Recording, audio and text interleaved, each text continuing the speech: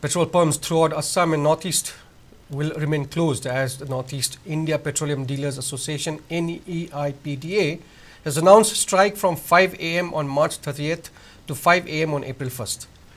The decision was taken during the general meeting of NEIPDA held at its office located in Uzan Bazar yesterday.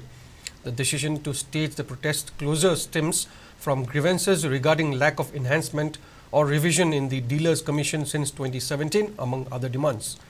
NEIPDA highlighted concerns over the escalating expenses incurred in operating retail outlets, coupled with absence of necessary adjustments in commission rates.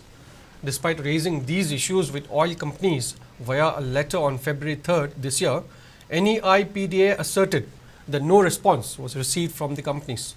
NEIPDA has formally notified the strike, bringing about temporary halt to the sale and purchase of petroleum in the region to bring attention to their plight and advocate their demands.